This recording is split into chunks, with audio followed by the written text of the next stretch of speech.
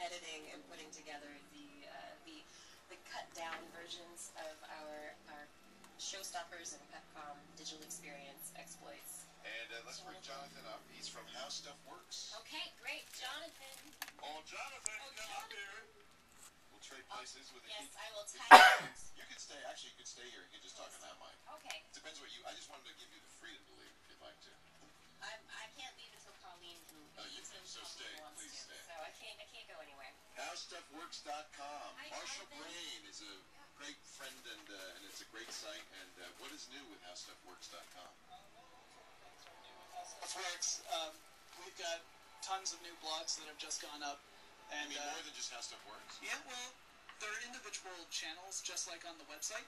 So the newest one to come to the blogs is Fan Stuff, which kind of focuses on science fiction, fantasy, horror, genre type stuff. Yeah. How horror works? Well, more like kind of like a zeitgeist kind of thing as far as the genre stuff goes. I'm actually deeply offended that they didn't ask me to write for it, since my dad writes science fiction. But hey, I get mentioned in it all the time. My dad, his name's Brad Strickland. Oh yeah. So Amazon.com, Brad Strickland. Yeah, and I'm not sure about Audible. We'll have to check and see if he's on Audible too. Yeah, I think a couple of his there books are. Yeah. That's awesome. With the Atlanta Radio Theater Company as well. Oh, that's fantastic. Yeah. So do you do more of the hard science fiction, the tech-based science fiction? His or is very first novel, To Stand Beneath the Sun, was a hard science fiction novel. Nice. That's the kind I like. Yeah. Me too. I'm a big hard sci-fi fan. Yeah. Well, you're a scientist too. I know. When I read stuff and I go, that would never work. It just doesn't make it. Right. Yeah. That's really neat.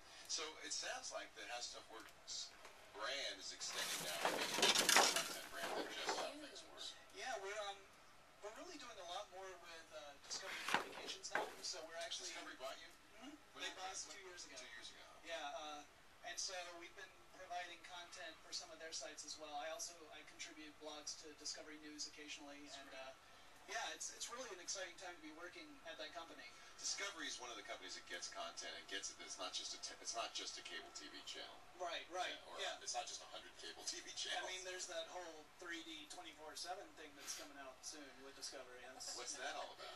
Well, I was kind of curious too. I heard about it first when I got here. I think, oh come on, guys, you could have given me a little heads up. But no, it's I just think of some of the programming like Planet Earth Would be like, beautiful. That would be great. Yeah, I don't know that that's going to be enough. I mean, I know everyone's saying this. I don't know that that's going to be enough to push 3D beyond just sort of a niche market. But that's what you need. I mean, if you make 3D analogous to HD, it was Discovery. It was one of the first channels to do 24/7 HD content on Discovery HD. And that does drive it, I think. Yeah, and I could see things like the dinosaur shows or things that are. But you got one problem, which is they're not shot in 3D. Right. Yeah. You would have to go and shoot new content, really, or do some sort of weird conversion. Well, we saw, Kiki and I saw, Toshiba has a TV with a cell processor in it, which is already kind of mind-boggling to have that much processor power in a TV. And one of the ways they're going to use it is to do 3D conversion of 2D content. And was that Sony? No, it was Sony, not Toshiba. It was Sony. And because Sony makes a cell processor. And I was pretty impressed by it. I thought that they actually were able to kind of give some three-dimensional values, not as much as if it were shot that way, to a 2D image. But you get that illusion of depth that's... Well, they had, for instance, they had a young woman, I think they're using depth of field as the cue. Yeah. So if there's something shot with some good depth, with some shallow depth of field, so something's blurry in the background and strong in the foreground or vice versa, they can convert that into more of a 3D image. Right. It looks like that's what they're doing. They can interpolate the edges, probably. That's right. Edge We have detection. soft edges. Okay, that's going to be hard the edges, distance, yeah. Yeah, I've been saying mostly that 3D looks like it's going to be really great for event-type programs as well as sports and video games. I think video gamers are ready for that next new thing. Everyone's been talking about what the next consoles are going to be, and I think we're still a year away before we hear anything about that. But I think 3D tech, I mean, I've actually played some of the video games that are available in 3D, and after playing them, I didn't want to play the normal version again. So. I'm sure that's the hope of all of these people. We're in Vegas, and I think that the television manufacturers are at least doubling down, if not going all in on 3D. Yeah, no, I think that's the hope of the bet, and it's got to succeed at home. It's got to succeed in the theater. They've got to find content that succeeds with, and ultimately they've got to get consumers to say what you just said, which is, I don't want to watch it in 2D anymore. Right. And I think the gamers are really going to go that direction. I think that it's going to drive content creators to create more in the 3D realm. but you have to have the demand to drive the content creation, and until that Right. happens, it's not good.